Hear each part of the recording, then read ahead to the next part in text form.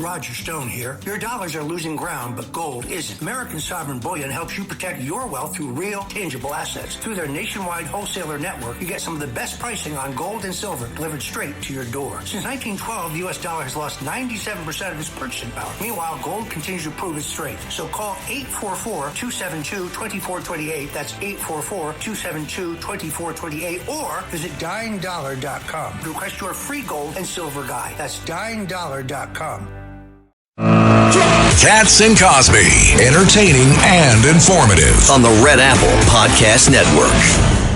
Let's go to Doug Schoen, a member of the Democratic Party, a Democratic strategist, to find out, especially with this win up in Maine, what the heck is going on in the Democratic Party. And I'm going to ask Judge Richard Weinberg, a registered Democrat, to talk to Doug. And Doug is a friend, and Richard is a friend. You guys talk.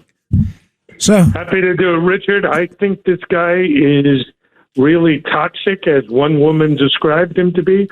I think he could hurt one woman. I would say all female kind describe him as that, Doug, but go ahead. Well, one specifically used that word. I certainly think it's a fair term. I wouldn't have used it otherwise.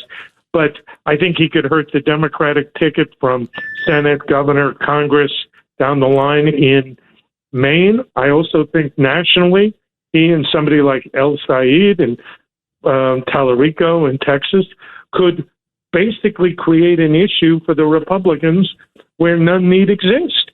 The far left progressives, the Democratic socialists, basically trying to take over the party, but also take over control of the Senate, which to me is very dangerous and very, very disturbing.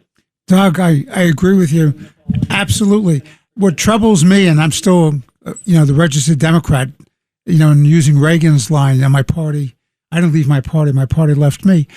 Do you think there's a chance that the Democrats can come back to the center and common sense and reestablish a great party? Because right now the momentum seems to be with the Islamists and the socialists.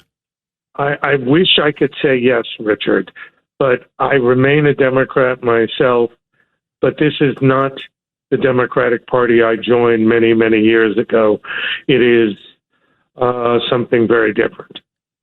Well, and I think your point is well taken. I think if the Republicans run a good national campaign, the poster child for what the Democratic Party has become and the threats to our great republic, having people like Platner or El Said or the kid from Texas in the United States Senate, that's the people you want to govern the future of this country? It's impossible to believe that we turn over the governance to people like that.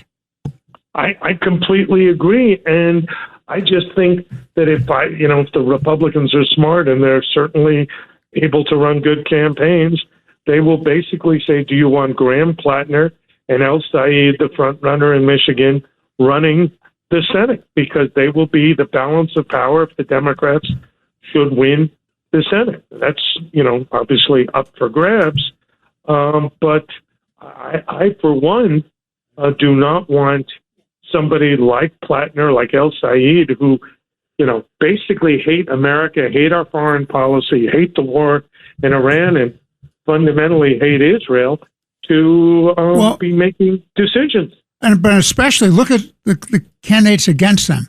You have Susan Collins, who's one of the most common sense, centrist, bipartisan people, a woman of great strength and courage, a very decent person. She deserves to be reelected. That's in Maine. And in Michigan, you have Mike Rogers, a common sense guy, former Marine.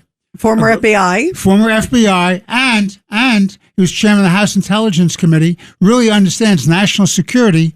That's the kind of person you want in the Senate to protect this country. I wish I could disagree with you, but how can I? So, and, John, you used to be a Democrat. These Democrats are not the Democrats we knew in the Clinton era. Yeah, I was a Bill Clinton Democrat.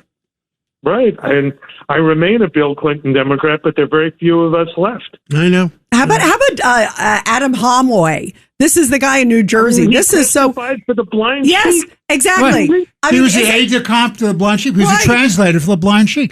And He by the knew way, exactly what was going on. And he translated at the time. He translated with them from 91 to 93. And guess what happened? The World Trade Center bombing, the first one, 93. This guy was lucky he didn't get indicted by a grand jury in the Southern District of New York. And instead, he volunteered as a character witness. I mean, Doug, this to me is shocking that somebody like that would be anything other than dog catcher.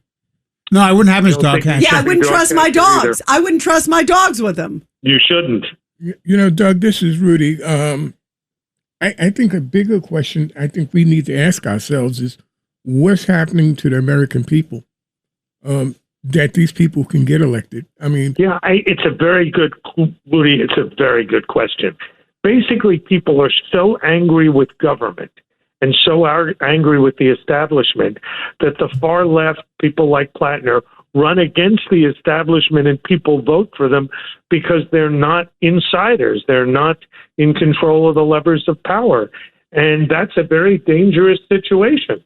Yeah, it sure is. Well, Doug Schoen, pray for the Democrats, pray for America, pray for GOP. We need common sense to come back to the Democratic Party. At least have some success.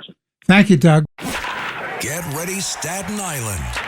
Tonight, the Ferry Hawks host the Hagerstown Flying Boxcars with first pitch at 6:30. Thursday, it's a doubleheader starting at 4 p.m. with Jewish Heritage Night. As for this game, the Ferry Hawks will play as the Staten Island Menches. Friday at 7 p.m., it's soccer night and kids glow around the bases postgame. Saturday at 6:30, it's Broadway night with postgame fireworks and Broadway rave. Sunday at 1:30, it's Military Appreciation Day and the kids run around the bases. Visit ferryhawks.com now to lock in your seats.